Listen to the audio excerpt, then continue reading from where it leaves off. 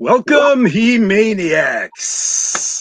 Woo! Today, I have my usual partners with me, Jay, aka Mega J Retro, and Mike, aka Eternian Royalty. And today, we also have Billy with us, aka Thunder Hello. Punch He-Man, aka at Action Figures. Yes, sir. Yeah. Thank you for How you having doing, me. Hello, guys? everyone. Good. We're good. I'm Yeah. good. At least. Always, You're good. Always. Good. Always. Yeah. Heyo. So, before we get into it today, there was, since the last time we talked, there was an exciting guest announcement for Motooniverse, a real exciting guest announcement that's kind of going to shape, a good portion of He-Maniacs Live today. So, Mike, do you want to get into that announcement in case there's someone out there who doesn't know, even though it's been blasted everywhere? Yeah. Wednesday night we went live and we announced we have the voice of She-Ra herself, Melindy Britt, joining us at Motooniverse. So very Great. excited to have Melindy joining us at the con. Hopefully we can yes, round of applause.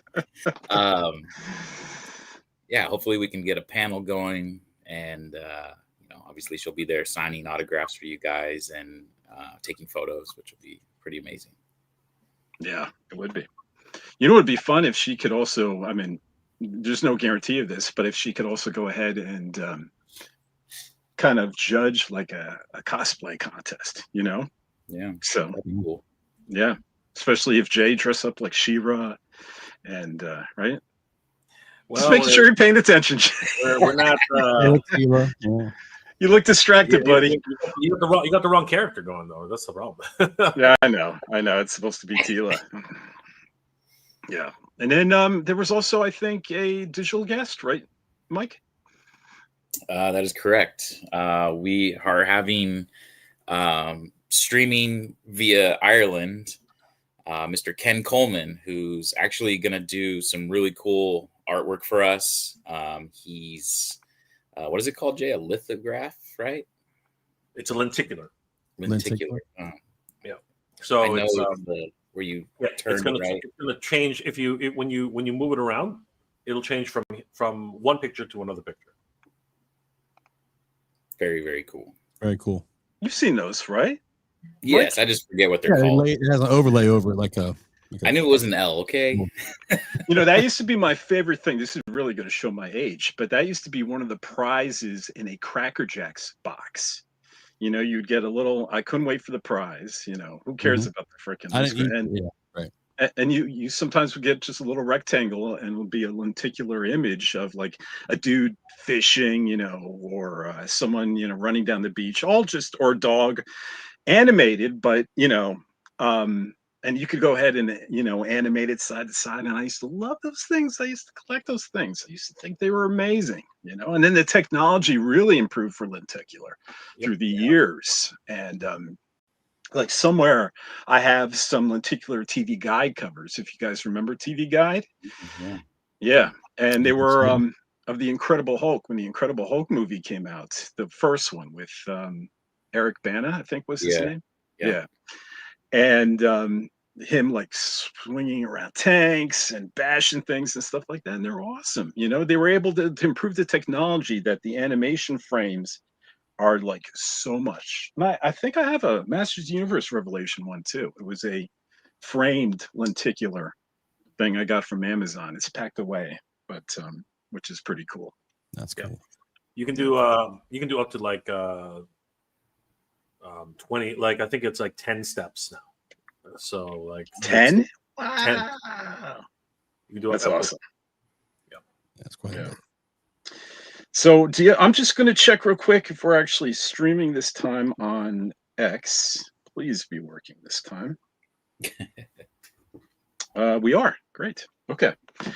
So guys, let's get into it. So in honor of having Melindy Britt at Motooniverse, and there is plenty more guests to come, everyone. This is not going to be it. This is just the beginning. The excitement is just going to get bigger and better. But to honor, Melindy Britt's appearance at Motuniverse, we decided to make part of He-Maniacs Live, She-Ra focused. And we were actually going to do a review of one of her, most popular episodes, that being She-Ra, Princess of Power, Looky, Lends a Hand. So we all had homework to actually rewatch the episode. Did everyone do their homework? I did. I did my homework. I may have done it this morning, but yes, I did it. Had some coffee and watched it again. What, didn't you do that as a kid too? Like right before school, quickly do your homework? Exactly. Yeah, I was guilty of that. I think that's what every kid does. Yeah. Or And Jay, don't do it I at don't. all, you know. Yeah. Jay never even had to do. Yeah, I got it all. I got it all here. Yeah, that's what Yeah. Jay said. It was all in his head. So what I'm going to start is, I figure I'm going to read a synopsis of this episode. Did I actually grab any imagery of this? I think I did here. Let's see. Is that up here? Nope.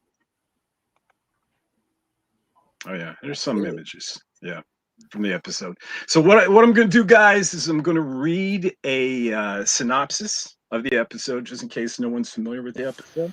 Might refresh some memories, and then we'll get to how we feel about the episode, and then we're going to do a little competition afterwards. I know I didn't let you guys know about this competition, so it's going to be a surprise. So, but let me get the synopsis out of the way in case everyone needs to get acclimated with this very famous episode. I wrote this myself. Synopsis. In this episode, Hordak creates an evil time-stopping device called the Time Stop device, which he plans on using against the rebels. And with the help of Imp and Shadow Weaver, Hordak is able to sneak the device on a cart belonging to Glimmer, and the device is activated. Looky, the show's little moral guide that likes to hide, finds everyone in the Whispering Woods frozen in place by Hordak's time-stopping machine, including Adora. At Crystal Castle, Light Hope reveals to Looky that Adora is really She-Ra. Prince Adam is really He-Man, and he needs to go to Eternia to find He-Man to help. So taking a trip to Eternia that takes him to Snake Mountain, the Royal Palace, Castle Grayskull, Looky successfully brings He-Man back to Etheria, who is able to unfreeze Adora by handing her the Sword of Protection. Then transforming into her powerful alter ego, both She-Ra and He-Man fight together as brother and sister against the cataclysmic time-stop machine and destroys the device, saving Etheria. So who wants to go first with their quick thoughts of this episode? Any volunteers? Yeah, I mean, well, I thought it was a cute episode. It really did break the fourth wall in a lot of ways. I mean, like Lukey always breaks the fourth wall. So, he's always interacting with children and making himself known that that they are interactively. And what, that was actually a really cool thing about the She-Ra cartoons, that actually involved children in that way. Of course, He-Man and Tila and everybody breaks the fourth wall at the end of episodes in the original He-Man cartoon. But it's funny that Lukey was the only one who actually broke the fourth wall at all in She-Ra.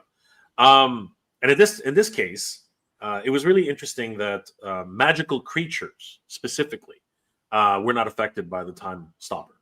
That was I think a really interesting MacGuffin, right? It was also very interesting that the Sword of Power and the Sword of Protection also imbue their wielders with magical properties, so they are able to move in time as well. It was a really cute episode. It really allowed us to get into characters that, obviously with Lukey, he was a one-dimensional character. He was just like, I'm here, that kind of thing. But he actually dove in, was very timid, and was going to environments. I mean, he went all the way to Eternia and still managed to be able to get in touch with Prince Adam and He-Man and make a heroic effort for a little guy. It really did connect children with the idea that you're not helpless, right? If you are in trouble, you go to find a parent for help. And I think that was the actual moral of the story, right? That at the end, where he talks about how if anybody needs help, you got to go and ask for help. And that's actually what Light Hope did. Light Hope asked for Loki's help, and that was really cool because then it showed that children, being represented by Loki, are still able to do things to help their parents, to help each other, and to get out of sticky situations like that. So I thought it was a great episode. Yep, I thought so too. And before someone else goes next, let's say hello to some people that are in chat. Etherean Wasabi, what's up? What's up? Wasabi, hey, buddy? Good to see you. Good stuff. Good to see Dwight Johnson.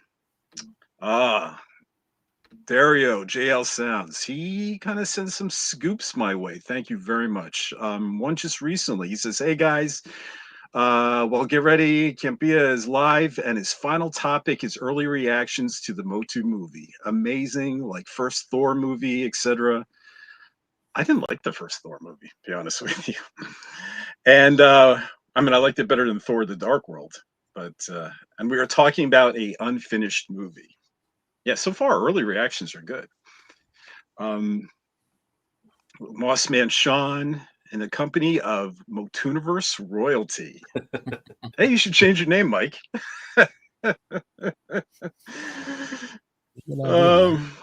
We got Masters of the Universe Classic. Hey, buddy, Celebrity Squares. Give us a wave, guys. X marks the spot. Yeah, X marks. Oh, yeah, Miss Britt. We got Frankie. Motu is life. I agree. Looking forward to getting my Barbie She-Ra and Origins Anniversary She-Ra signed at Motuniverse. Yes. Nice. Yes, I have to figure out what to bring myself to get signed, Am I going to bring an animation cell? Am I going to bring the classics She-Ra? I still have the box, or, the Club Grayskull, or am I going to bring the cartoon collection She-Ra, which I have one in the box? I don't know. Bring it all, AJ. Just bring it all. Just lay it all on the table. So here's that suitcase is going to be pretty packed. Yeah. We got timescales. Good morning from rainy San Francisco. Good morning. Is it rainy out there, Mikey? I wanted to jump on. I wanted to jump on with you guys, but you guys killed the stream after like 20 minutes. I was like, what's going on? We went for 45 minutes. Fine, 45 minutes. we got the message out. Yep. Jay's got a stormtrooper helmet in a box. Yes, he does. In Search for Sun is Mechanics' robotic voice because of Man-at-Arms giving him the bionic next. Wait, in Search for Sun is Mechanics' robotic voice because of Man-at-Arms giving him what? Oh, bionic neck. Yeah. If so, why does he have the voice before Man-at-Arms gave him the bionic neck? I don't know. There's going to be some questions I have even in this episode, like what Jay was saying in regards to only magical beings wasn't affected by the time stop device. Well, isn't like Broom a magical being, Jay? Where's our internal logic here? And what's her name that flies on? Yeah, or why was Life Force suffering? And Life Force was just in the perimeter, right? If anything's magic, it's Light Hope. Light Hope. Oh, what I say? Light Hope. I was about to say, like, who's Life Force? I'm going Star Wars. Who's Life Hope? Life Hey, Force. well, the PSA stuff aside, though, I think that I was more shocked by. I'm jumping ahead of you. My apologies. I know you're doing your intros there, or saying hello to folks. But the idea that Loki was given the information of who was She-Ra and who He-Man was, all the episodes always, only these are people that know my secret. And this is it. In the intro, right? Yeah. So like you're never introduced to that in any of the intros. So that was a big thing where it's like, they broke the mold and told someone else. Yeah. And it's kind of, and you never heard, I don't think Light Hope said anything about don't tell anyone. Like it's like you just kind of moved on from there. And well, why don't you give us your thoughts, Billy? And did you remember this episode when you got this assignment? I did, yeah, but that's okay. The main thing that I was thinking about. I mean, of course, naturally, go speak to an adult, and of course, the child being asked for help as well. Kind of a mutual trade-off there. I won't say child, but Loki being the younger aspect from Light Hope asking him to go, and him going like Jay touched on him traveling to. I mean, he hit Snake Mountain. He hit, when he went to Eternia, then going to the palace, then to Castle Grayskull, all the way back to Etheria, the Whispering Woods, just going all those places in one episode. And think about that. How many characters haven't appeared in all of those places? He just, in one episode, he traveled everywhere around all of the main, even in front of Light Hope. I mean, he went everywhere. So I thought that was, it was a different, they ventured outside of the box on that episode. And, like I said, again, for me, what stuck out was, though, just him telling the secret of Yeah, now you have to add to the title sequence, Yeah, it just changes things now. We just got to change everything. And but it's just, he knows. And Yep. And what's weird is I've watched, like I said, we were talking before, like, I have the Blu-rays and all, or the DVDs and everything. So I've watched it all. And I have the box collector sets, and I've watched that probably 10 times, and I've never picked up on the fact that, we're always taught that here's who knows a secret, here's who doesn't. And then he's giving the secret. I never stood out until I rewatched it again last night. So who knows they could trust him? We know nothing about him until this episode. Really? He's always hiding. So maybe they figured, since he's always hiding anyways, we'll just go ahead and tell him he'll be hiding anyways. So Mike, you want to go, or you want to be safe for last? No, I can go. I mean, mine's going to be pretty short here because, unlike you guys, I recall the episode somewhat. It's probably been I probably watched it as a rerun on like USA Cartoon Express back in the 90s or something, right? Yeah. It has been a long time since I've watched that episode. And, definitely I remember, especially I think when the Hordak cartoon collection figure came out, I'm like, oh yeah, I remember the Time Stopper and everything. That's why he comes with that as his little thing, right? Mm-hmm. But I completely forgot how they destroyed it and had to basically move it away from the woods and all that. And much like Billy's saying, when I first watched the episode, I didn't know it was Robert Lamb. And now knowing all these people, right? I see it's written by Robert Lamb, and I'm like, oh, this is going to be good. And I mean, obviously he pushed the envelope when it came to that kind of those episodes, right? He'd always write really story-driven episodes, emotional episodes. Even this morning, I guess seeing He-Man, and he's like, Adora, frozen. It was a little emotional there. It was like, damn. Obviously, real quick fix. He just takes the sword of protection, puts it in her hand, and she's frozen. But moves her hand to grab it. I don't know if you noticed that. Yeah. He puts her hand into it. Yeah. That's a big controversy there. But go ahead, Mike. The other aspect of it was, right at the end, Montana goes, oh, I can fix it. And he does. Then it's like, okay, well, what happens now? Because the friends, who's going to save them? And it just leaves as a cliffhanger of they're all frozen over there, except, maybe Shadow Weaver because she's magical. Yeah. Yeah. Or Hordak too, I guess, technically. And Imp. Imp, yeah. Imp, actually, another thing that cracked me up was Imp. Erica Scheimer, again, I watched all of Motu many and many a times. She-Ra, not so much, which I do need to go back and watch She-Ra more because, obviously the production value went up later in the series, but I haven't rewatched it the way I watched He-Man. So I do need to go watch those a little bit more because especially those crossover episodes are so good. But Imp cracked me up. He's like, Imp, change into a micro loudspeaker or something. And he gets in front of Hordak's mouth, shakes his butt first, get ready for it, and then turns into the bullhorn. The bullhorn. Get ready for it. Put your lips on my butt, Hordak. And I love that loudspeaker that Imp turns into has lips. His mouth. Lips, mouth inside. Yeah, that's good. Lips to lips to lips. I love that your mind goes there, Mike. It just cracked me up. I was like, whoa. The little shimmy before he got into the actual form cracked me up. Yeah. Well, for me, guys, I really enjoyed this episode. First, my heart belongs to He-Man and the Masters of the Universe. So anytime there is this like crossover episode, with She-Ra, um, I love it. And like Billy was saying, here we not only got to be in Etheria, but we got to be in Eternia and visit, Prince Adam and Cringer and Orko at the palace. We got to visit Sorceress at Castle Grayskull, and we got to visit Skeletor and Beastman at Snake Mountain, which you combined with the Fright Zone and Whispering Woods and the Crystal Castle, and it was like a Motu location, Lollapalooza, And let's see here. But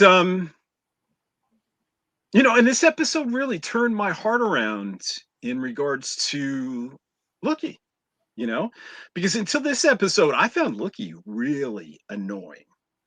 I mean, I'm just going to admit it here. I didn't care where he hid in every episode, even as a child. I wanted him to stay hidden, And what gives you the nerve, Lookie, to lecture me after every episode, teaching me morals and telling me what's right or wrong? You're not He-Man. You're not She-Ra. You ain't a rebel. Get out of here with your crazy colors. But suddenly with this episode, I was rooting for this character, and to help get He-Man to stop this apocalyptic threat, and it was exciting to see He-Man and struggle against this time device, against this power of time. It was really fun to watch, because often He-Man and She-Ra are undermatched, but this time, fighting time itself, it felt like really it was a struggle and a fun performance. And Melindy's voice performance, talking about Melindy coming the Motuniverse, okay, her voice performance on every episode is great, but just on this particular episode, it was spot on as usual. It was just, she's so good at this, and that's why she's a legend. Yeah, it was good. Definitely. Yeah. And time Go ahead. is precious, like time is precious. I mean, if you notice Bo, when he's playing that ukulele or that little guitar or whatever they have there in the Whispering Woods, when he comes back too, he's still like nothing happened, but a lot of stuff happened while they were just all still, Yeah. So it kind of, as you get older, when not everybody, but I was also looking at it and thinking, well, time is moving fast, man. You look back on stuff and it's already gone. It's like, as they come to, it's just all that stuff happened, but like, right. Oh yeah, like Madame Raz and Broom all of a sudden Broom ran the pillow. Like, where'd that pillow come from? Yes, they didn't even realize, somebody put that up there, and it's just, you look back and it's gone, man. So there's a lot of stuff there you can get deep into if you want to, but yeah. And it's cool when you get, I kind of feel like all good inside when Erica Scheimer as Lookie is talking to her dad, Lou Scheimer, as Light Hope, right? That thing kind of just makes me, I mean, it's bittersweet now. I don't know what the F is with that Horde catalog. Like, they order weapons from a Horde catalog. Yeah. Which this time stop, or what the material in the time stop device. The crystal, let me tell you what it is, really. Just, he's been waiting on it. Like, it finally arrived. Like a detective kit. Here, it's here. Let's be careful with that. Like, does he have to pay for shipping? Yeah, UPS delivered it today. Yeah. All right, sign for that, imp. Let me get that. Hey, it is Horde Prime, right? I wonder if there's Prime sales. A bad joke. Good one. That's a good one. Very good. And then there's that that controversy, and I have that Billy was talking about here, in regards to She-Ra moving here. Do I have that? Yeah. I do have that here. I caught it last night. I said, "Wait, what's up with that?" Right here. Boom. Yeah. I mean, was She-Ra faking it the whole time? I mean, did she want Lookie to finally get off his lazy ass and do something? Maybe the sword being so close had help. I don't know. I think she was faking it. She's faking it. Uh, I Well, as a kid, I would often think that. Well, actually, I guess I wasn't really as a kid, but yeah, I think we all wondered why all of a sudden it just opens up. But I think that um, I'd like to think. I'm not saying I think. Sorry, I'd like to think that the swords of protection is exactly that. It's protecting her. So in order to allow her the ability to move, right? Yeah. It does that for her, right? It actually is giving her the ability to be the protector that it needs to be, right? Because as long as she has the sword of protection, no spell can harm her, right? Or take her over. Much like what was happening with Shadow Weaver spells. So I think that's probably where it sort of comes from. I think it was just the animation cell mix up. And the hand Probably. was drawn wrong, and they just bump it. Let's just keep moving. It's working so well. It looked. I mean, like you said though, imagination can run. And It was I for was kids. introduced really to He-Man through I'd say, She-Ra.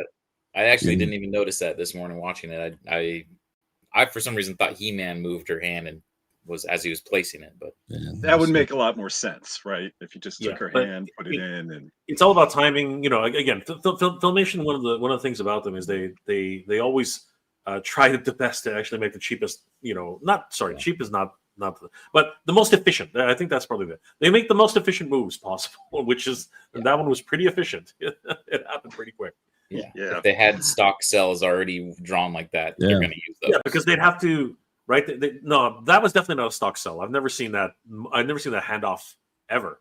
Right? But if you think about it, he would have to.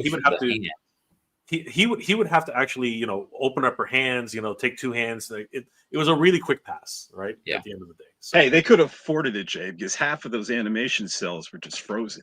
It costs a lot less money when they're just, hey, look at Bo. He's just there with the guitar. It's The episode was pretty. get it out, get it fast, get it done. That's really what any animation studio would like to do. Yeah. Now, look, we see She-Ra here with the chain and the time stop device, which we got with the Hordak figure, right? Which I love, the Cartoon Collection Hordak figure. People were bummed with that as a lot of people as an accessory, as an artifact, but I was like, yes, people noticed the episode. I was excited to have it, but so she did her old sword to chain here, right? Because apparently that gemstone in her sword of protection allows her sword to turn into different objects. And I figured this would be good to have a contest time. So, Ball and chain contest. I'm going last. Nope. It's round robin. So the gemstone. Let me announce it to everyone in the audience. The gemstone, and everyone, click away from your comments. You don't need any help. So the gemstone in She-Ra's Sword of Protection allowed her sword to transform into many things across 93 episodes of She-Ra and the Princess of Power. And now, Jay, Mike, and Billy, your knowledge will be tested. So click away from those comments, guys. And I will read through a list of approximately 35 objects that She-Ra's Sword of Protection has transformed into. Now, most of this list is true, but some of the objects are untrue, and it's up to you to tell the difference. So what's going to happen is we're going to take turns and go around the room, so to speak, and you will answer true or false. And any wrong answer gets you an imp. But I like you. Gonna mail it to us too? No, this is a digital imp, and it's not a good one. All 36. Wow, that's a lot. And then a player with the least amount of imps wins the contest. Okay, the least amount of imps wins the contest, and we're going to go round robin. Like big bucks, no imps. Big bucks, no imps. All right. So I might as well just start clockwise. So I should start with clockwise would be Mike, right? So let's start with Mike. Are you ready, Mike? I was like, am I just naming off things that I think No. What happens is I'm going to say something and you're going to say true or false. True or false. Then it goes to Billy, then it goes to Jay. So it's going to start easy. Sword to shield. True. Correct.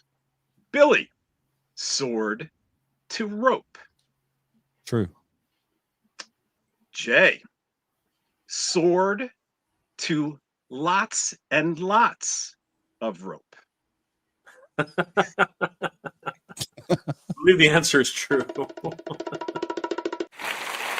You are correct, sir. The answer is true. He has to specify how much rope. Huh? That was a real call by Shira, by Melody. Lots and lots of rope. Lots and lots of rope.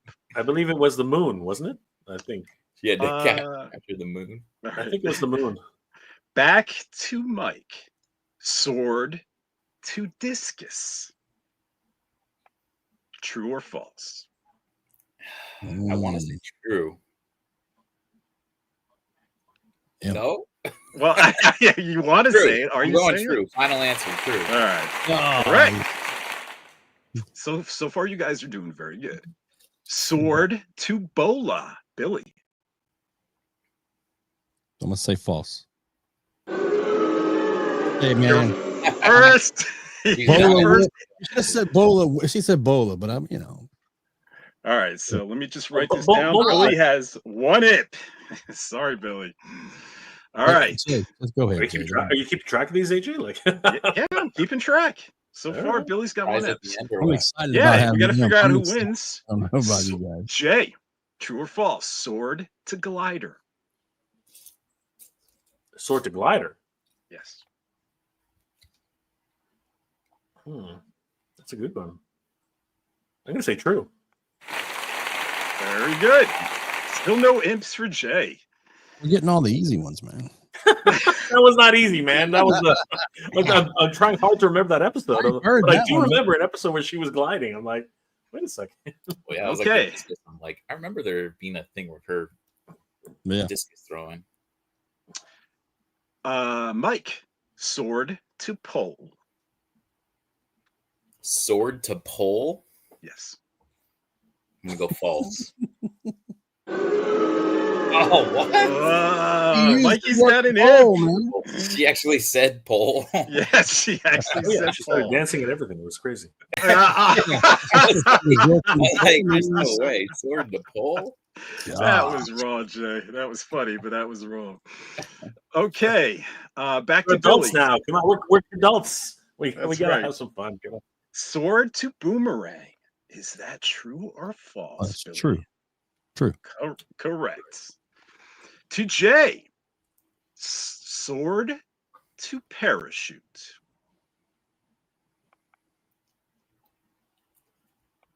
I'm gonna say true. He's on a roll.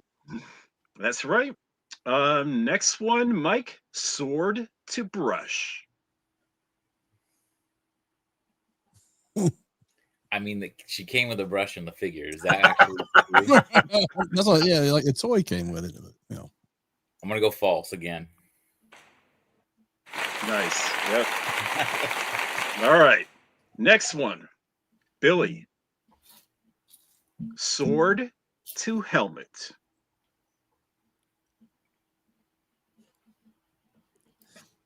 I'm gonna say false. No, it's true. Oh, no. It was a space helmet. It was You a know space mine, but and I know yours. I'm winning with 2 imps, by the way. So Billy is in third place with 2 imps, Mike in second place with 1 imp, and Jay with none. Let's see if Jay can continue to streak. Jay, Probably not. Probably not. sword to smoke screen. True or false? Smoke screen. Smoke screen. Did Melindy Britt say sword to smoke screen?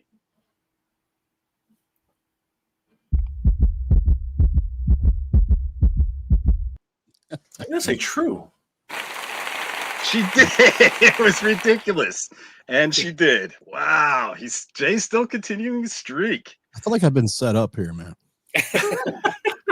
I'm right there with you. I don't know what you're talking about. No, Mike. you're not. Come on. Sword to ice maker.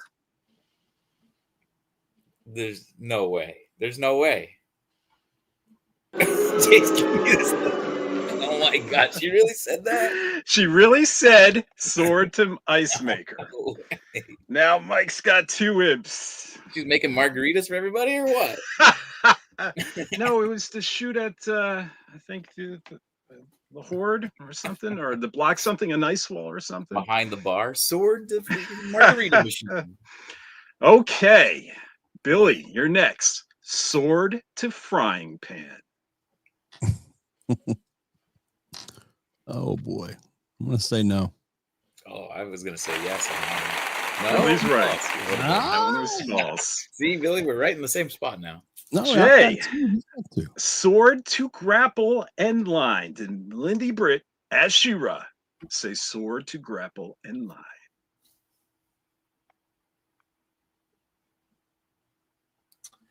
This is where I'm going to get confused because I know He-Man had a grappling line. He pulled it out of his damn belt all the time. I'm going to go with yes. Jay's something else here. Okay. Next one. Mike, sword to net. Sword to net, true. Yep, that's true. Billy, sword to handcuffs. We hear you own a pair, right? I'm gonna say yeah. Well, she had a pole, handcuffs, so She's on a roll right now. I was gonna say no, but I'll say yes since she had a pole. That's true. That's true. Lindy Britt actually said sword to handcuffs. Ice maker, and we got the whole party going on. I mean, Yeah, it's Okay, Jay, sword to shoes. No, I'm pretty sure that was false. Damn. Jay's right. All right. Mike, sword to bow. Did she ever use a bow? I mean, she's got bow right there with the bow. Does she need a bow? the bow could have had the bow knocked out of his hand. I'm gonna say true. True. Very true. Bo was in the episode. I think he shot her a metal bow or metal arrow to use in her bow. Okay, Billy. The arrow, the sword. Were they at Beast Island on that one? And was that in the movie? Anyway. All right. Sword to magnet and line. Did Melindy Britt say sword to magnet and line? I'm gonna say yes. Correct. I was gonna say yes. Jay, sword to digger. Did Melindy Britt say sword to digger?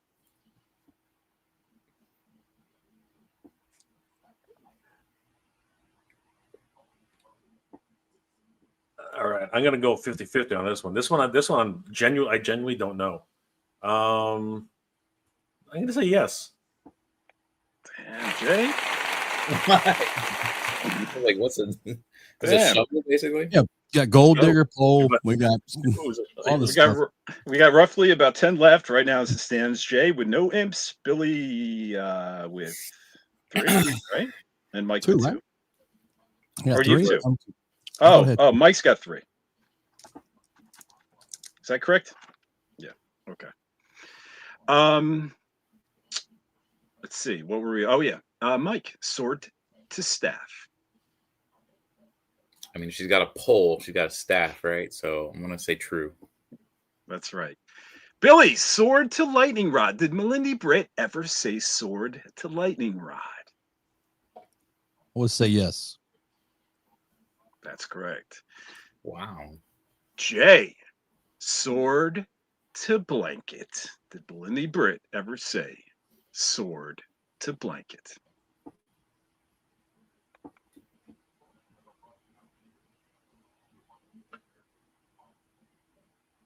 God, I want to say yes. I'm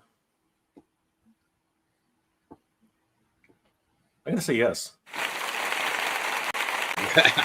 And Robert Lamb, who wrote that, I think is very embarrassed about that. I had him on the podcast. He gets teased about that all the time. Let's see. Mike, sword to jetpack.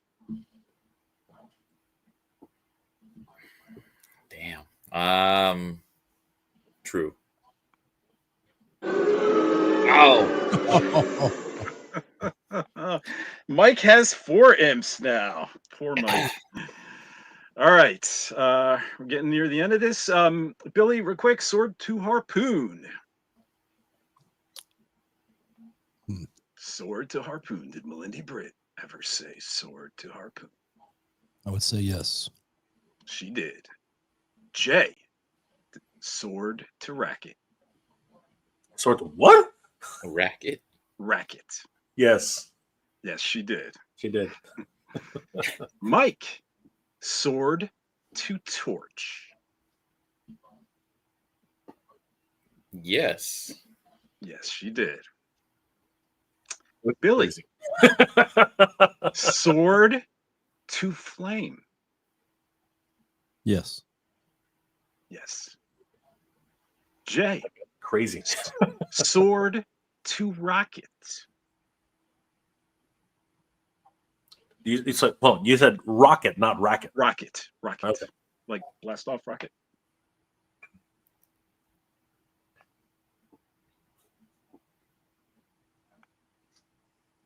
I'm gonna say yes. Yes. Finally. I was wondering if he's wrong He's eventually. got to at least get one. One I imp was- at least. I was wondering if he's going to get a perfect score. I was going to be so impressed. Okay. 1, 2, 3, 4, 5, 6 left. Okay. Mike, sword the ladder. Sword to ladder. I'm trying to think. I'm gonna say yes. Correct. Billy, sword to grappling hook. Yes. Correct. Jay, sword to battering ram.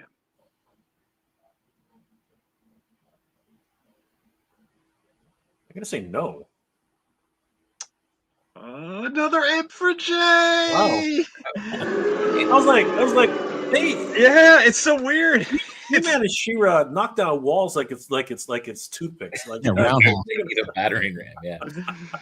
you don't really need a battering ram. That one got me.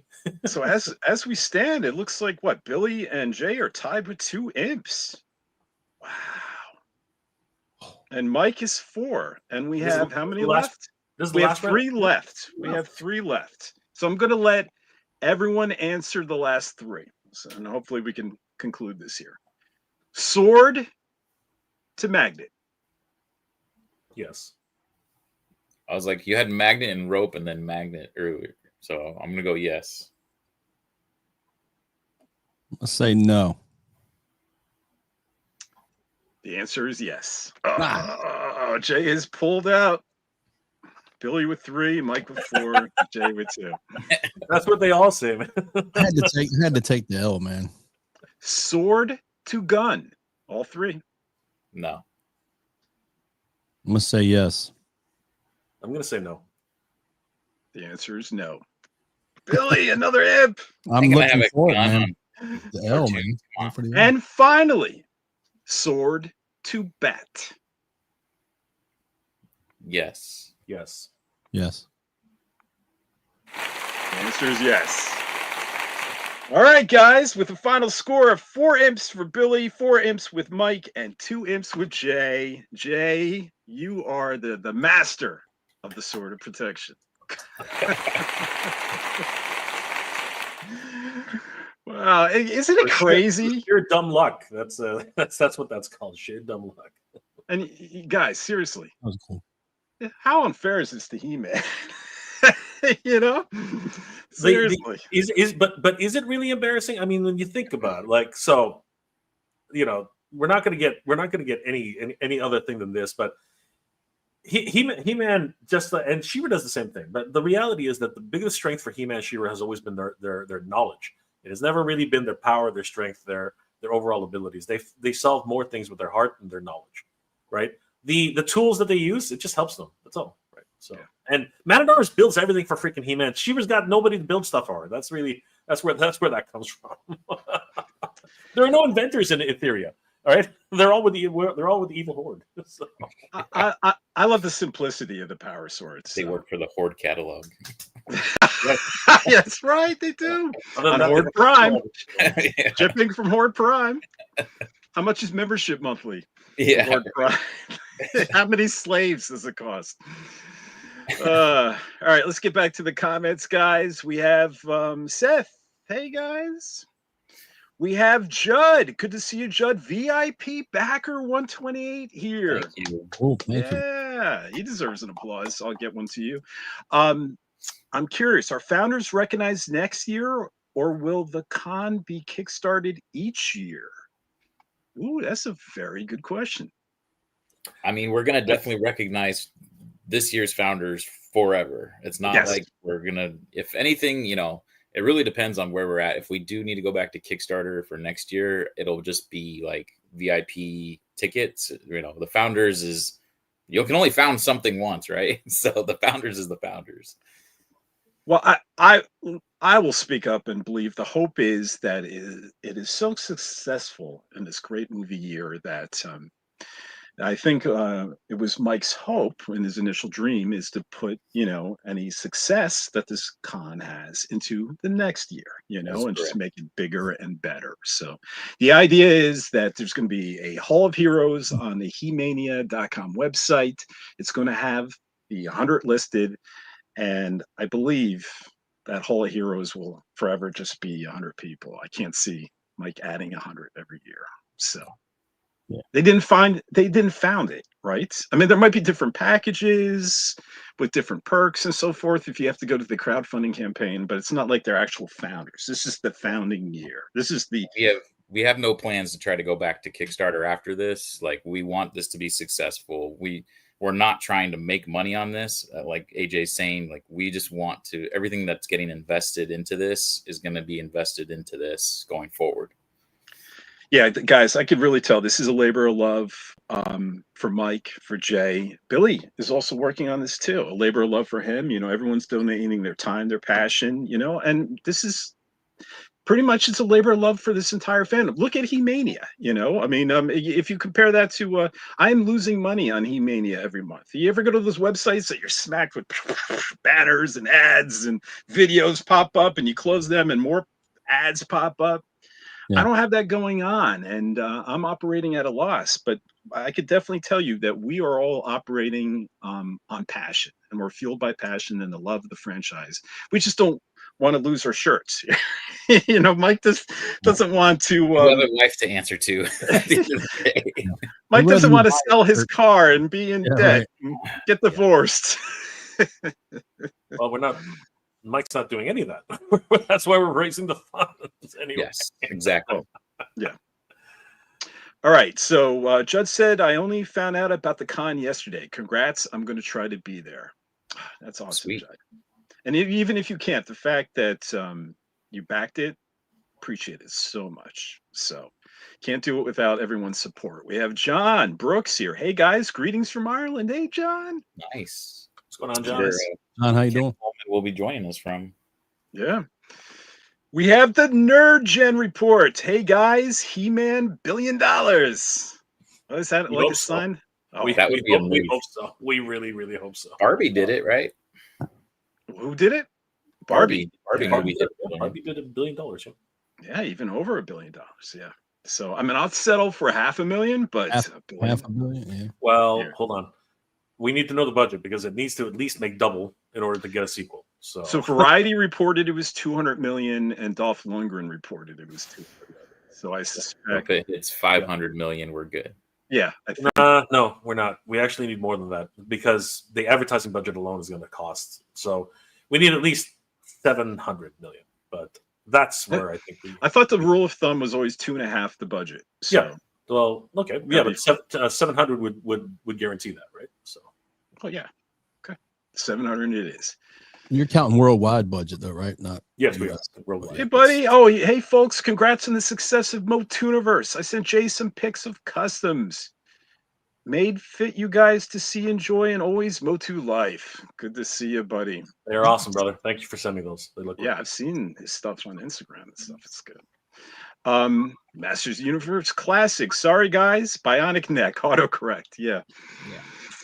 That's okay. We caught it. Is there a specific Filmation episode that stands out the most for you? Like when you were little, which episode did you watch the most and are most familiar with? Oh, I know, but um, I'll tell you what. I'll go first here.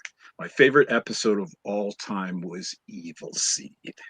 I adore that Really? episode. I actually have a review of that episode on the He-Mania channel where I actually go through the entire episode and talk about it. And it's got so much wonderful themes in it.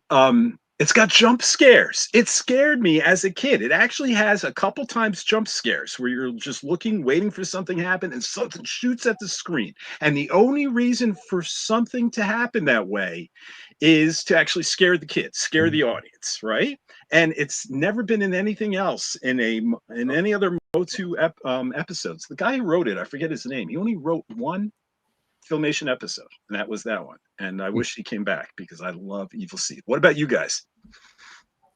For me, it's Shaping Staff. I mean, that one, Faker. It was the first time, probably as a kid, where I was like, "Oh my gosh, are the good guys actually going to lose?" I mean, He-Man's in gold encrusted, can't speak. Sorceress was turning into that tree. That freaked me out as a kid.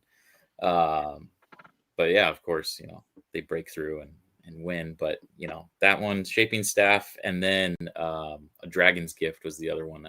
Those are like my top two. Good ones. What about you, Jay? I'll let Billy go first. Yeah, the Well, you, Shaping Billy. Staff is one. I agree with Mike on that. But definitely with Granamir, just the Dragon's Gift is that with the tree. What is his name? Skytree. Skytree. Thank you. I just feel like that episode hit for me. It hits some good spots. I mean, there's a lot of episodes though. Yeah, but the Shaping Staff is really good, and definitely with anything with I love dragons when I was a kid. I mean, all that stuff was great for me. So when I saw that huge dragon, I was like, oh, this is the best. It's so yeah, I would say that. I kind of agree with Michael. That's weird, but yeah. That's not weird. You guys are good friends. Barney Cohen was the writer of Evil Seed. Oh, okay. Thank you. Barney Cohen was the writer. And he only did one episode, and I wish he just came back and did more. My favorite episode is The Remedy.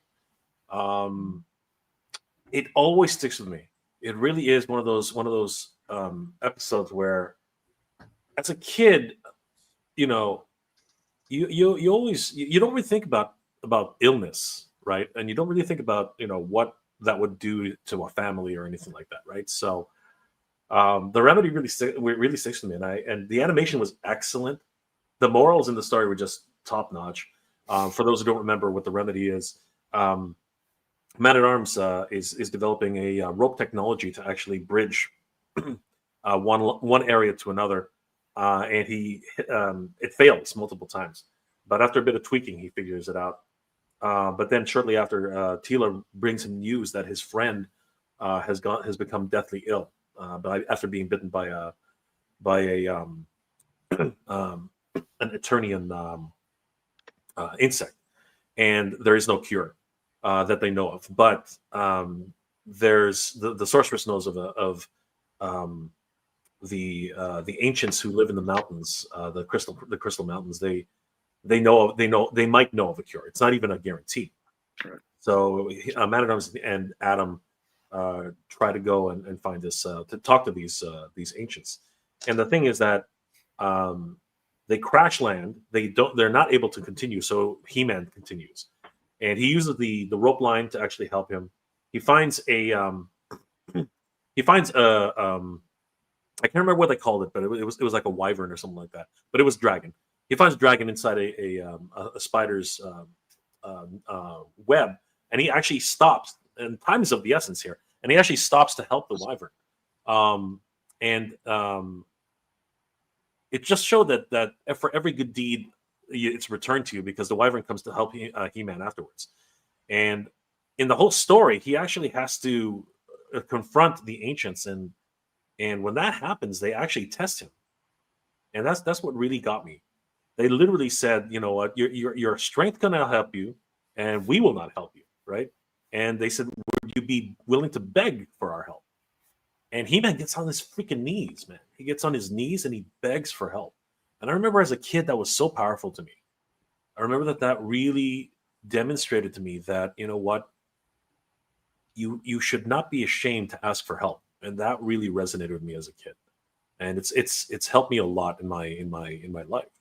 Um, Even now, we're asking for help for Motuniverse, and it's incredible that the community has really stepped up and given us that help, much like He-Man, had to ask for help. And we're talking about the most powerful man in the universe on his knees, right? And the words that he said really got to me. He said that if asking for help, is what you ask, then there's no shame in doing so. I ask you for your help to save one's life, right? I have no power to force you to doing what I ask. All I can do is plead, right? And that got me, man. That got me as a kid. That really got me, and it helped me a lot. And then he still had to run all the way back. It was crazy, and it really demonstrated a lot of He-Man's powers in that episode too. So that was really cool. And then the Dragon's Gift, though, holy crap! That I love that freaking episode, man. Freaking, Me too. I love the disdain that Grandimer has for human beings. It's just awesome. He literally, he's like, you humans, you come, you ask for help, and when they give it to you, you don't appreciate it. No thanks, not even a gift. Right? And credit to John Irwin, because I never knew that was John Irwin. You could tell when it's someone else's voice for a lot of the characters, and I couldn't tell that was John Irwin. I didn't learn that until I was an adult. That's so cool, right?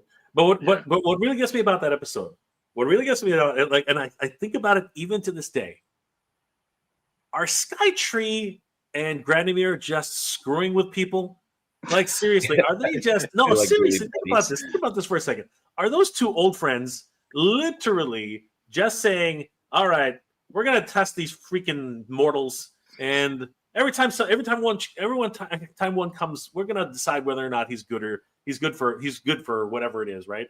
Like, all right, you know what, Skytree, you pretend to be old, I'll pretend to be even older, or whatever it was, and I'll send him to chop you down, and let's see what happens, right? Because they're fucking with people, is what you're saying. I think he's trolling, man. I think that those two are the best of friends. I think that they actually really love each other, and they start laughing behind the scenes. They kick back a Brewski. Right. Bro, you see Grandimer just show up in the Crystal Forest, and basically they're having a cup of tea, and you're like, these stupid humans. So Judd says, hey, VIP backer 128. I think you said that before. Hoping I'll be there. Congratulations on the con. I just turned on Jay's channel after a couple of weeks and signed up the back. Nice. Thank you, brother. Appreciate it. Thank you, Jay Retro. Be sure to subscribe. Krypton, congratulations on you guys doing so well with the Kickstarter. Psycho Range. Hello, guys. Good to see you. Hello. Virgo Cool. Hey. Hey. Always good to see Virgo Cool. One half the Rough Shot Stocks. Good to see you, Virgo. True Digi Holly. Help me out, guys. App Labs 11. True Digi Holy App Labs. App Labs. Yeah, App Labs 11. Then we got greetings from Germany from Wow. Rodimus Power. Nice. Oh, cool. Always good to see Rodimus Power. Good to see you, brother. Yeah. Actually, AJ, looking at the 4 squares of you guys reminds me of the Permit A38 task. You're all going to send me all over the place and send me mad. Haha. Is that another reference to something I don't get? What is that? Do you guys know? No, I have no idea. Wasn't that the thing he was just telling us to watch? You ended up that was the asterisk. Oh, the task of the asterisk. Yeah, when you were getting the permits. Yeah. Okay, maybe. Mike's Beastman t-shirt is great. It is cool. That is a cool T-shirt, man. Yeah. What's next, She-Ra in new He-Man style, or bring back both She-Ra and He-Man together for a new adventure with tons of new God level items and gear? Well, I mean, I would love them to return in animated form because it's been since, it's been since Filmation, right? It's a long time. Crossover takeover. Okay. Adam, that's deep. I've got the He-Man and She-Ra complete guidebook, which is really good. Did you guys like when they revealed Orko in the book without his hat? Laugh out loud. Yeah, I think that wasn't a real concept art. I mean, it was adapted. So someone once drew out an Orko on a storyboard, and then someone took that storyboard. I think James Etok hired a professional artist to actually create an animation model with Orko without his mask. So it's not exactly, but it's an interpretation. But yeah, I like it. But I think some things should always stay covered, and I think Orko's face is one of them. Yeah, we've Mondo's already broken that that illusion. So. Yeah, yeah. And believe it or not, there are Trollans who don't wear masks. So, you know, Steven. That's another episode. Hey guys, it's me, Steven. Good to see you. What's going on, Steven? How you doing, Steven? Ryan says my wife is a huge fan of Madame Raz, so I bought her a life-size broom figure for her birthday, but she isn't that keen on it. Yeah. So he basically bought her a broom. It was sculpted, right? Like the figure. You just hand her a broom and say, "Yeah, there you go." Yeah. That's hilarious. Don't try that at home, guys. Yeah. Typical women. This is talking about the fake. Easy there. Scouts are easy. Sword to PlayStation 5. Ooh, I like that. Because apparently the new game, Dragon Pearl Destruction, will not work. That is so cool. Yeah. Yeah, it's Dwight, good to see you. Dwight's always very supportive of the channel. Absolutely. Yeah. He's put in a lot here. Oh, Leech, hello. What's going on? Or is it like RC? Like I'm saying Leech. Jeez. Telling Dwight Dwight's kind of filling up comments here. He was writing yes and no to like all the responses. Yeah. Turnios just uploaded a video. It says this is Travis Knight's best film. Fingers crossed. Yeah. Definitely. I mean, we without any spoilers, we definitely know someone who went to the screening.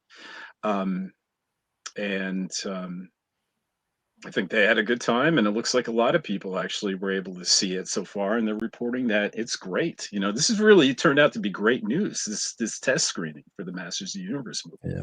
Yeah. They're getting some early great buzz, and if that trailer comes in and kicks ass next month, which I believe it's coming next month, that's going to be a lot of good hype for this film. So. And I think something like Motu needs it because something, it just takes one thing bad. Kevin Smith knows, right? Right. Yeah. Yeah. He definitely knows. Wow. I'm assuming he's brushed it off, but yeah, he knows though. Here's another interesting question. Is there any characters that weren't in the Filmation episodes that you would have loved to see? Stinkor comes to mind. Yeah, I would have loved to see Stinkor. I love the classic main characters, so I think they were all depicted. I mean, I love stuff like Anti-Eternia He-Man and Mosquitor and Slime stuff like Pit that. He-Man. Yeah, but I mean, be honest with you, I'm always going to pick the main roster, the Beast Man and the Merman. Those Evil Lynn. Those are always my favorites. Web Store. So, I don't have anything. I don't know if you guys have any. I would just say Stinkor because I do believe he's fairly main roster enough to where it was kind of a bummer. Like Mossman made it, but they felt Stinkor was too much of a joke to get him in there. Yeah. By the way, we love you, Dwight, but yeah, you do got to slow down a little on the comments there. Grayskull Zombie, is there going to be a weapons check? At security at Motuniverse. This is a great question. What's allowed? I think that's is that a joke from the confiscation of He-Man swords that were If you show up with one of these, it will get confiscated. so much like any convention, there will be a weapons check for cosplay. It's just a safety check. You know, some people bring in real swords. You know what I mean? Yeah. And then they do stupid things with those and real, kind of stuff. and then they do stupid things with those real swords. So you know, we will definitely be having a weapons check on that level. But as always, same rules that apply to most cosplay events.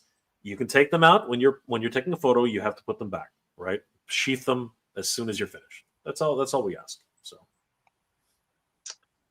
Let's see, I've been thinking about She-Ra and the Rebellion in 2000X versions. I see pics of ideas, and they're so badass. Yeah. Mm-hmm. Yeah. Eric, what's going on?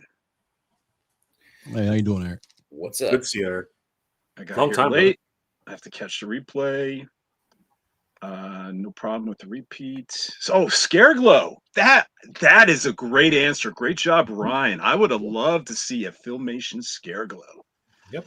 How come we didn't see that? Jeez. That is a great. I'm switching my answer to Scareglow. Well, he was one of the towards the end, right? So, what do you mean? He was in the middle. Yeah. Oh, you mean a vintage figure wise? Right. Yeah. That's a good question. I wonder when Scareglow was it towards the end, guys? He was in with. I believe he was the last. He was one of the last to be released. He was the last. I think. The line was already tanking. A lot of figures were on the ship pegs and stuff. So they were trying to, integrate, put figures into the episodes in order to sell toys, so to speak. Yeah. So it's possible that the Search for Keldor was the last mini comic to come out, and that was with Scareglow. Right. Yeah. So okay. That's why you guys got a good memory. I got an awful memory sometimes. So, all right, guys, should we move to our last topic? Oh, how many days left with Motuniverse, by the way? 48 hours. We're down to 40. We're in the last 48 hours. We're already past that now. So yeah, we're about 46 hours left. Yeah, we are 45 hours. Yeah. Yeah. Okay. Yeah. Refresh. That was 2 days. 2 days. So basically 2 days. 2 days? Yeah. Yeah. No, that's the right number. Was it? We streamed earlier. It was totally the right number, Mike. 100%. Okay. I'm just saying. I mean, yeah, people change their stuff, so yeah. We need to push that over 17.5, though, man. Yeah.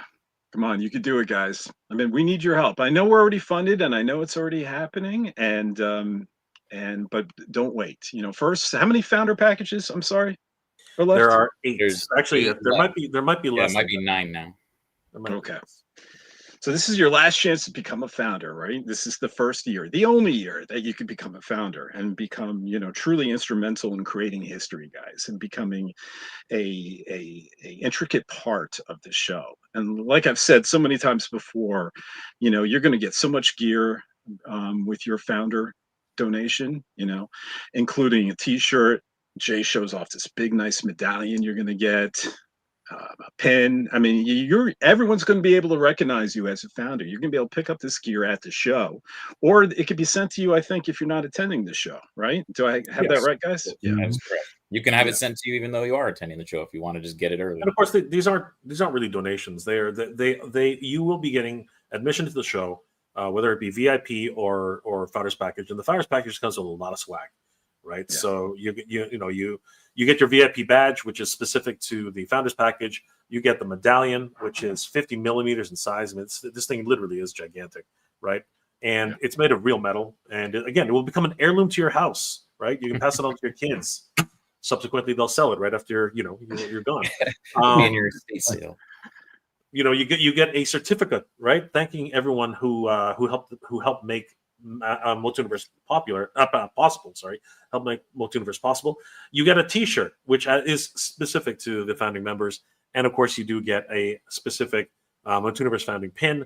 Which, of course, if we ever see you guys wearing any of those things at the show, we will give you the Good Journey salute, because we do truly appreciate everything you guys have done for us.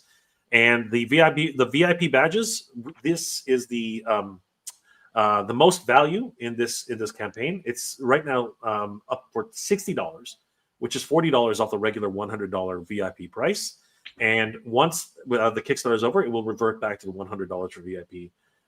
This gives you early access to the show, early access to priority access to all meet and greets, events, access to all the after hours events, and of course, it is thanks and recognition of helping us to get there. And it does come with the Motuniverse pin, the regular pin, the logo pin, and that's a $10 value, which is not included with the $100 VIP package after the Kickstarter is over. So that's quite the value for both of those packages. We also got mugs, T-shirts, and pins, and we're actually going to be putting up later today. AJ, if you want to just let me, I'll share a screen right now. Sure. Yeah. So let's see if I still have it. Pretty sure I do. Yep, here it is. Yeah, so let me share the screen.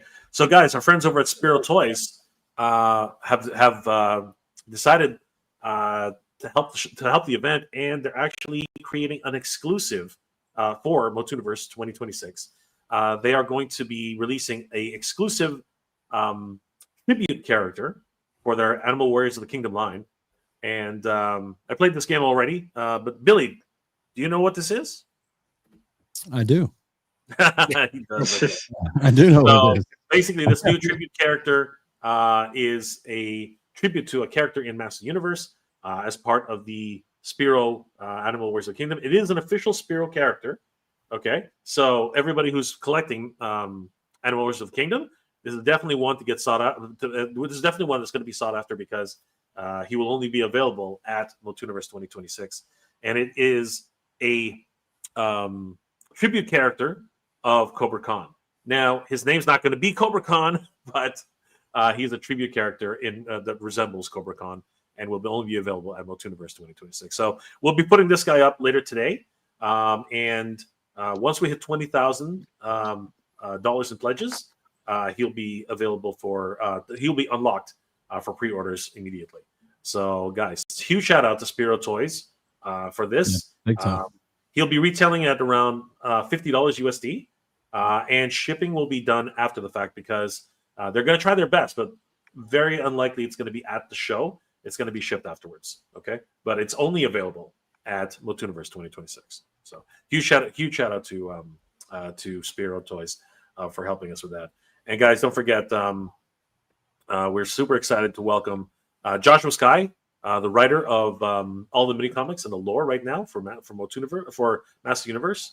He's written for so many different comics for the mini comics, The Mask of Magi, The Crisis of Multicore, and of course he's worked on movies and television, including The Predator and Deadpool 2. Artist Tony Washington, who's done amazing work for MV Creations, got that right, and he's also done work for multiple video game companies, Konami, what's it called, Riot Games, so many different companies. Man's a freaking gem. You got to meet Tony Washington at Motuniverse 2026. And the man, the myth, the legend, William Stout. Oh my God, I'm really excited about this. A guest. If you guys don't recognize him, you'll recognize his work. He worked on the Master Universe. He worked on the Master Universe, the movie. He was the one responsible for all the character designs in the Master Universe movie. And I don't know why it's not showing up properly. Hold on for a second. There it is. If we go to reward, nope, not rewards. Sorry, guys. Just go back to campaign, and we'll go to guests, and we'll be able to show you guys. Yeah, so he literally did all the designs for He-Man, Tila, Skeletor, and of course Man-at-Arms and Gwildor. He did Gwildor as well. He also helped Pan's Labyrinth win 2 Oscars, and of course worked on Land of the Dead and so many other movies, and even inspired Jurassic Park for their designs on the on the dinosaurs. And AJ, talk about Tim Sheridan. This man is an absolute gem himself. He is a gem. And for every Masters of the Universe fan, I think they know him. They know him as a episode writer for Masters of the Universe Revelation, and they know him as an episode writer, a producer, and the voice of King Nero on Masters of the Universe Revolution. And in regards to more Motu content, he has also written the prequel comics for Masters of the Universe Revelation and Masters of the Universe Revolution, which was up for some Ringo Awards. I love that one, dealing with Hordak and Keldor and stuff. It is my favorite Motu series.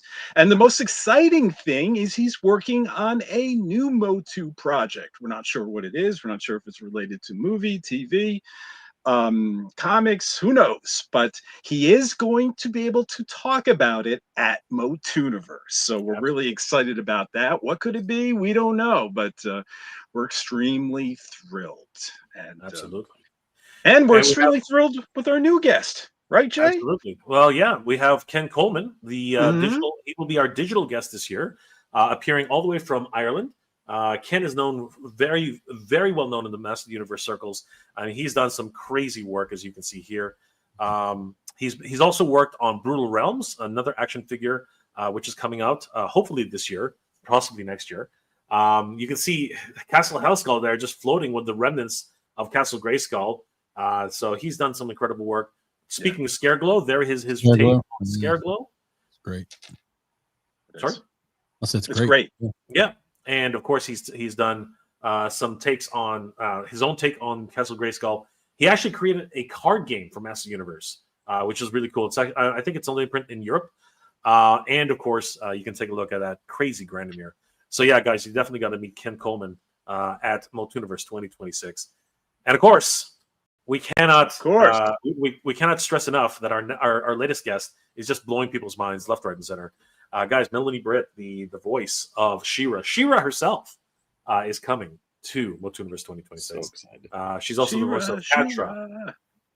She's also the voice of Catra, as well as other voices. And again, she's just a wonderful gem. And guys, definitely don't miss your chance to meet Melanie Britt at Multuniverse 2026. It's going to be absolutely amazing. Huge shout out to everybody once again for all the support, helping us reach $17,472. We're still not there though, guys. We really want to reach our next stretch goal, our third stretch goal. We've already unlocked. We've already secured the venue, unlocked more rooms. We have our cosplay area. We have our cosplay guests who are going to be invited and workshops. But we really want to be able to reach $20,000 in pledges, as this will help us to invite high-profile guests, and of course help us to perhaps get screenings of the Master Universe original motion picture. We want to roast the hell out of that thing. I love it. But it is a funny movie when you really dumb it, when you really take it to its actual core. And I really want to have fun just talking about that, have fun, roasting it, and just have fun watching it. And of course, all the wonderful episodes from multiple different series, New Adventures, 2000X, Revolution, Revelation, and of course the Netflix series CGI version. We would love to be able to share all that with you guys, and of course hire much bigger, much more, not much more, but guests who have really been intrinsically connected to Master Universe. We would love to be able to bring that to you guys. And $20,000 stretch goal would help us do that. And if we reach our $25,000 stretch goal, guys, the Secrets of Grayskull will be open, and we can do incredible things. And more events, more space, more activities, everything. Yeah, guys. More of everything. More of everything. The Secrets of Grayskull, guys. More. Right. Can you imagine if we obtain the Secrets of Grayskull? Come on. That's right. So, guys, we have a little under 48 hours to do so. 46 hours now. 45 hours now. So, guys, please help us. Help us. Just like that. And there's no shame in asking.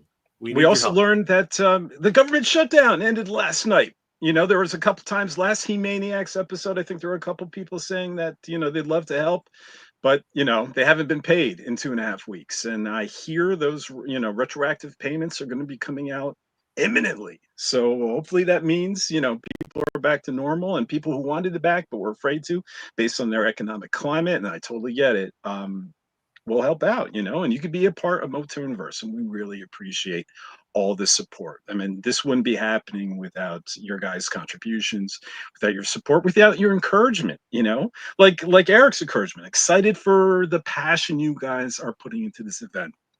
And when Eric says something like this, we get excited. Our passion Oh, yeah. feeds off each other's. And like I said, if you become a founder of Motooniverse, we're going to be thanking you.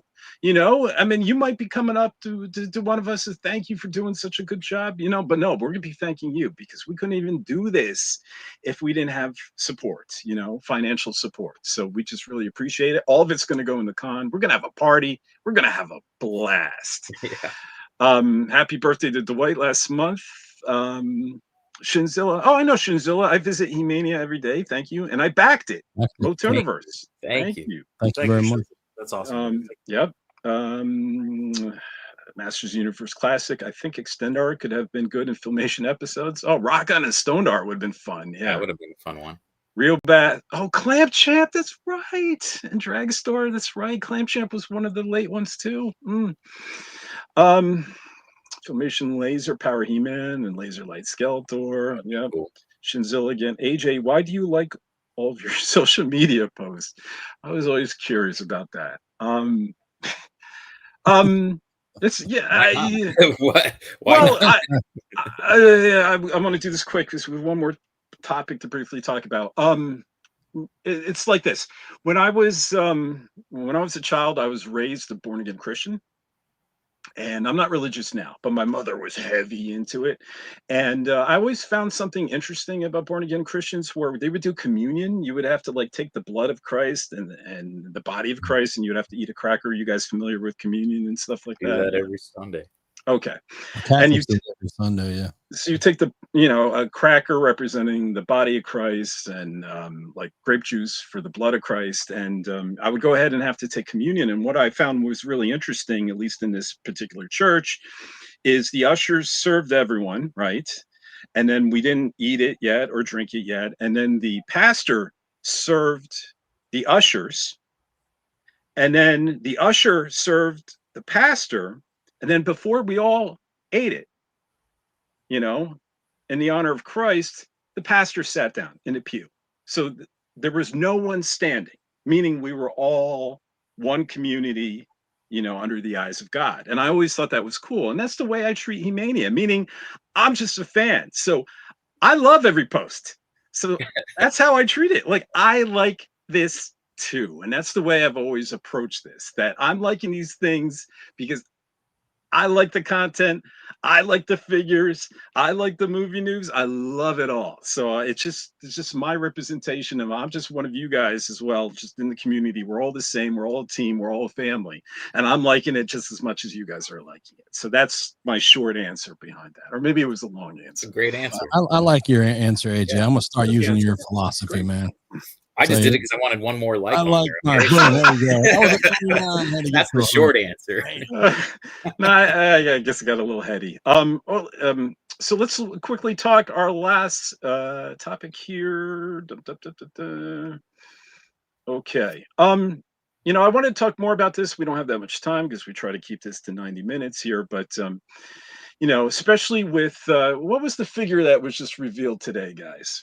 The images and details. Red Shadow. Red Shadow, right? And it's a figure we didn't get before, right? It's a figure that was hopefully going to come out in the classics line, but now is finally going to be realized. It was an Axel Alonso design, but people are wondering when they could finish the vintage line. And I was curious what you guys think. And I know we touched upon this before. I'm bringing up an article from 2024. July 26, 2024, where it says Mattel says Origins Vintage Too Bad is already sculpted and recommits to finishing the vintage line. And it was Damon Nee, who was the director of product development at the time. I think he might have gotten a upgrade in his position. Well, yeah, I was gonna say he's still kind of leading the way. Okay, but yeah, I think I thought he got promoted. He was a brand manager now, or maybe I'm not. So he was talking to Pixel Dan in regards to finishing the vintage action figure line, and Too Bad. And Pixel Dan said, last year I talked to Josh, and Josh told us at the time that the plan was to finish the vintage toy line. Is that still kind of on track? Are you still going to do that? And Damon Nee responded, absolutely. We made the pledge and we will follow through with that and re-release basically the entire vintage line. And Dan said, "Is that all going to be Mattel Creations?" And Damon said, "Yep, moving forward, I do believe the bulk of the items that are vintage space will be through Mattel Creations." And then Dan said, "I know you guys just did the Filmation, or rather Cartoon Collection Too Bad as an exclusive. And that brought up a lot of discussion about the vintage Too Bad. So just want to know he's on the table, right? He's definitely on the table." And Damon responded, "We actually have him sculpted." This is in July 2024. Dan said, "Really?" And Damon said, "Yes. It's just a matter of us to figure out when." Again, we're promising to do the vintage figures, and so we got ahead of that one. But it's been on pause because we have been waiting on our Cartoon Collection 1 to have its day in the sun, but we'll be looking forward to release it at some point. So, do you think there's a method to this madness, guys? Meaning, do you think this is being drawn out on purpose and leaving like collectors on the hook? Where we're always just invested, waiting to finish that vintage line, and maybe we're more prone to buy characters that we weren't planning to buy because we're keeping this figure line on our radar versus if they've released like Too Bad and the Giants and everything, that was out previously, they'd be done, be on the shelf, and maybe they move on to different things. I mean, what do you guys think about that? Well, Yeah, I I agree. mean, I I believe agree. that's one way to look at it. It also could have been someone sculpted the wrong Too Bad from the jump, and As an accident, you mean? yeah, like they were looking at the Filmation line, going, "Oh, damn, that's the wrong one." The That would toy. be pretty crazy. That So, would be hey, but crazy. what was the? I mean, I don't know the No, he point of. said he said that the I know. vintage one is sculpted, so it's ready. Well, everything leaks. Have you seen it? I mean, No, Yeah, but I believe Damon. I didn't You say know, I didn't believe him. We're talking about just what ifs. I'm just throwing, like, they keep us on the hook with all the other figures. I'm just talking in general. yeah. I'm not being suggestive of his Yeah. comments, like saying he's lying. I mean, the just mean, cartoon Too Bad's had its day in the sun. It's no, it that's not definitely had its day in happened. the sun. It was cool. It was a nice pack and all. It was an awesome pack. I like when you put them together on the back end to come together. It looks great. But I think that you mentioned the Giants and all that. Now that's controversial whether or not that's going to be part of the original line. If that's Powers of Grayskull, which side that falls on. So, I know the packaging originally what it was, but I don't know. I'd like to see just a few of the characters get finished. I'm looking forward to laser figures. That's my main thing. So, I guess so. Maybe lean more into what your point. If once I had those, I would probably get off the radar as much. I wouldn't be on it. I wouldn't be watching as much as I am. So from the Jared said it was marketing suicide to release all of the most wanted characters before the obscure and new and weird ones. yeah. I don't know if it's marketing suicide, but that's coming from Twitter, actually, isn't it? Yeah. So um, the the thing about Master Universe is that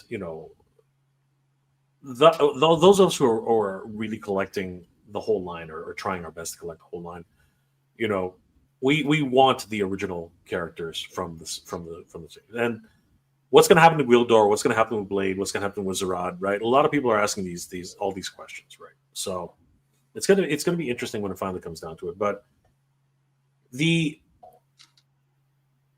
what's also interesting about a line as well is that they have such a rich history in Master Universe, right? Like they introduced a few new adventures characters, which didn't go over too well. They introduced a few 2000X characters, which again it was kind of weird how they were received. So and now we're getting a full line of 2000X actually, right? Actually, no, sorry, yeah. If you look at the He-Man 4-pack, right, the actual television 4-pack, there was that too. So to actually create all these newer characters like Red Shadow and the Great Black Wizard, right? All these characters who are somewhat tied into Powers of Grayskull. There are people who are excited about Powers of Grayskull. There are people who are not excited about Powers of Grayskull, right? But it's important for a company to keep moving forward, and whether they're trying to draw it out to gain interest in a new line, that's an interesting way of looking at it. Having said that, if you're going to put it behind a paywall of Club Grayskull, that's not really helping either. So there's a lot of moves that have happened with Master Universe that really, in terms of their overall execution, they're going to have to look at how that played out, right? So, but I think that everyone is really hoping that Too Bad will be done. Like I said, all the movie characters will be done, right? Twistoid, what's the other guy's name? Stondar? No. I said Rotar? Twistoid and Rotar? Rotom. Rotom and Twistoid, Oh. right? Yeah. Rotar, right? Rotom and Twistoid. We need Stondar as well. Right? I think. We need Stondar, yeah. So there's still it's just literally a handful of characters left, right? We know that Dragster is on the way. Where's Blast Attack? Literally a few characters more, right? So yeah. What do you think, Mike? It will come. I think they've committed to it. They're going to make it happen, but I think a lot of people are now fatiguing, right? For the collectors who just want the original line, and they will inevitably jump because they're being released on Mattel Creations. They will inevitably jump back in whenever they happen. But yeah, I think that it's not a bad strategy. It's not, the execution is a little weird, but it makes sense what they're doing. So when Origins came out, I was one of those collectors that is like, I'm going to be a completionist. I'm getting all of them. I had the expectation that it was basically going to be, for the most part, a re-release of the originals, peppered here and there, new characters or like concept art characters, almost like they're doing with a sketchbook series now. But yeah, I mean, obviously it's taken off, these whole Turtles of Grayskull, Transformers crossover, Thundercats crossover.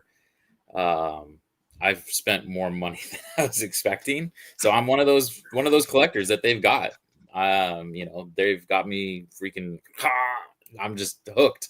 Where I'm waiting on Too Bad. I'm waiting on Stondar. I'm waiting on Blast Attack.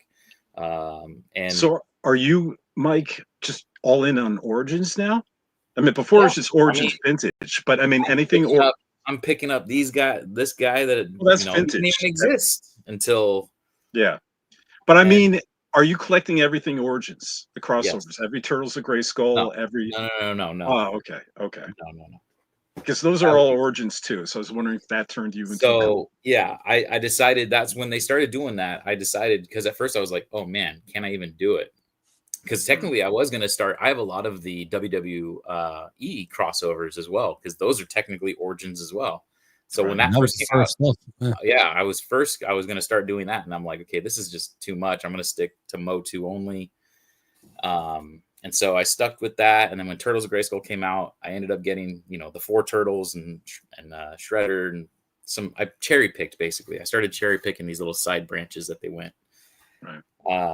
But yeah, it's too much at this point, right? But of course, come Tuesday, I'm going to buy 2 of them because I think he's a cool character. I appreciate Axel Jimenez. I think it's really cool. Red Wolf looks cool. Yeah. I always had an affinity for werewolves. Werewolf looking dudes. Like I love the movie The Howling. I actually love it more than Great American Werewolf in London, which might be sacrilege. Axel Jimenez posted something this morning about how he based it off like the power of the mask or something like that, because he wears that mask, right? So his Red Shadow has this mask that he wears, and that's like his power gets from that. Well, we'll see what happens in the mini comic, and I wonder if Josh Sky is involved. I'm sure he did. He posts again. He does he won't officially say it's him, but he posts all about it. So I'm pretty sure it's him. Yep. They should really credit the writers and artists in those mini comics. Yeah. So it's a real shame that they don't. So you always just gotta guess, or they're gonna tell us. Yep. But I would recommend for those, if he's really cool. I was not expecting to like this guy so much. He's really cool. He's the spikes on the tail and everything. He is. He's very cool for a horde character. Yes. Trev! I hope they make a never released but toy concept art drawn Karg and the skull face stormtrooper from the '87 movie. Oh, I've been dying for the Skeletroopers, right? Yep. That '87 movie. Yep. I mean, I would so army build those. We got Christopher.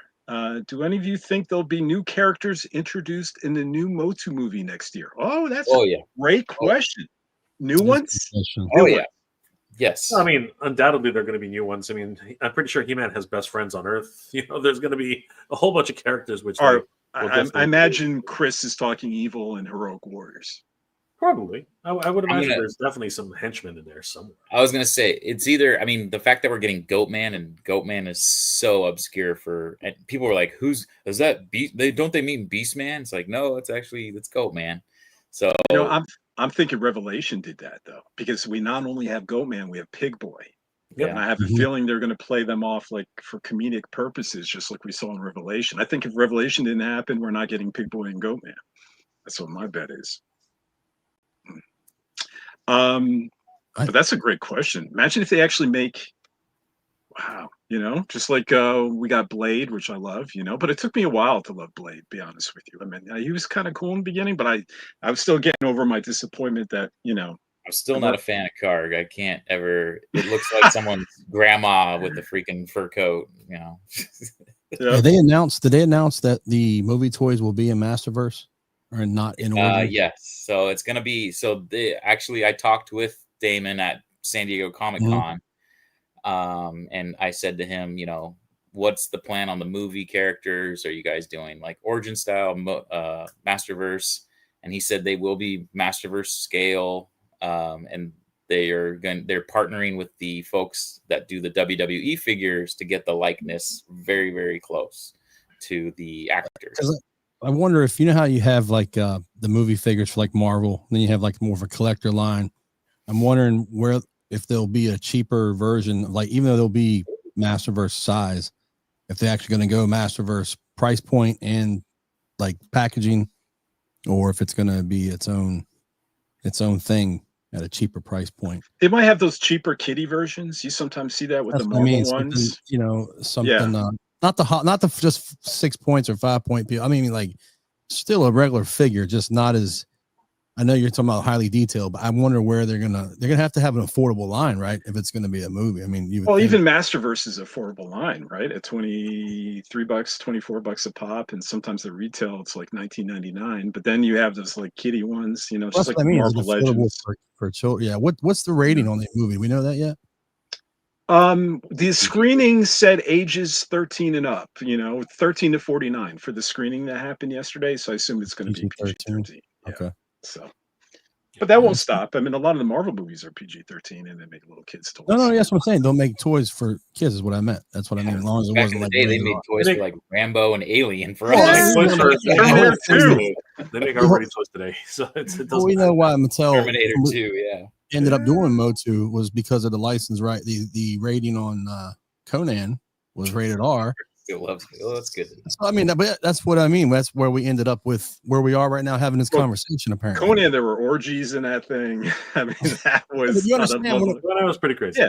Coming full circle back to that, we are enjoying what we love and what we have now because of that mishap where they were going to make toys for that line. And they decided, hey, it's rated R. We can't do that. We need to pull that back. And then we're going to do our own in-house line. And there is some support that it was independent of each other. I understand. I don't know. Well, yeah. I mean, we can go into that all day with the, Savage He-Man, Wonder Bread, if that's Conan. And I mean, there's a lot of there are a lot of tributaries to that, but just meant in general. They'll probably make new characters for the toy line, especially Cha-Ching. Well, no, they could just make the old characters, the Merman movie version, the Beastman movie version, and we will buy the heck out of that. And I think we'll buy that more than, especially if they make something Karg-like, which I love Karg, but it took me a while to love Karg with that crazy Beethoven hair. And I mean, I love him. Sarad was always my favorite, and I'm like, why did they got to kill him off of all of them? And it was great. It was great, Mike, because they put like these air pockets in his neck, to make it expand while he's breathing. Yeah, it was such a great design. Yeah, you were like, why didn't they kill Karg instead? Yeah. One Masterverse figure I missed on is the film Beastman. Okay, he's a pricey one now. Yeah, me too. I don't know. They should have made more of them. I don't get it. Fucking crazy. Oh, the movie Beastman. Yeah. Oh, that thing is. Yeah, I should have bought. I should have bought more. I only bought the one. I don't even think I kept the packaging on that one. Now I'm kicking myself. So, card is life. Preachy mania guy. All right. I think that about wraps it up. We want to thank everyone for watching. And we got to make sure we support everyone here. So, Billy, where can they find you, sir?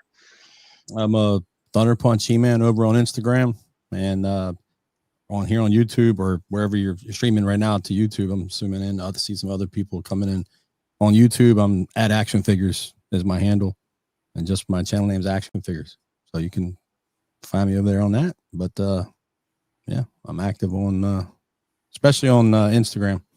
Thunder Punch He-Man, all one word. Mikey, where do we find you, sir? You can find me also on Instagram, Eternian Royalty, also on YouTube, Eternian Royalty, and also the Motuniverse _con on Instagram and YouTube as well. And Jay, how do we get you to 30,000 subscribers? That's not necessary, but I want to thank everybody here for supporting the event. Guys, we still have just under 48 hours to do this. Thank you guys again for all your support. Please head over to Kickstarter, look up Motuniverse, and give us whatever support you can, because we really would like to put on the best show possible. And of course, getting us to $20,000 in pledges would help, and $25,000 would just be over the moon. Please subscribe to Action Figure Billy, Thunder Punch He-Man, Attorney Royalty, and of course He-Mania.com. He-Mania.com is your #1 resource for He-Man news all year round. You can like and follow. Tell them that the Motuniverse crew sent you. He's like, so I sent myself. He's like, AJ, you can like that, AJ. You should post a follow comment. Mega J Retro on Instagram and of course YouTube. So, and he does a lot of news himself. So, for all the Masters of the Universe news and content. He used to do some late, lovely, long 3-hour streams at night. I could just throw them on in the background at 2 a.m. and let play a those little roll. romantic music in the background. He would Light do some whatever he was doing. candles. Yeah, like a little earlier, you tested him to see if he was paying. He's like, he's paying attention. He's always paying attention. He would be doing stuff, pulling stuff up, and then he'd be reading comments, and then go back, and it was always fun to watch. Late night with Jay. It was late night with Jay. Yeah. I mean, Jay's got a late night voice. I've heard it a couple times. So good time. Me being tired. It's been a long time ago. All right, everyone support Motuniverse, please. Yes, sir. Please. And please. Hey, appreciate you guys having me on as well. Thanks very much. Thanks for coming, Billy. And make sure, there's a Motuniverse banner on every single He-Mania.com page. So just click through that banner, learn how to support. So less than 10 founders packages less. Yes. Less than less. Less than less. There's less than less. It's a great deal. 48 hours to get less on that. Really VIP. close, yeah. Yeah. Be part of the 100. Mike's going to kiss your feet, every 100 of you. Go back to church. I'm going to told a good Christian story. You could be washing feet. You could do that. I mean, what he just said. He said he was going to wash the feet. Wash the feet of the fat and clip their nails. All right. All right. Whoa. Oh, with your teeth. Eddie's and Manny's for everybody. TMI, guys. TMI. That was... All right. That's it, everyone. We'll see you later. We are all He-Maniacs. See you guys. Take care, everyone. And we're waving. And we're waving.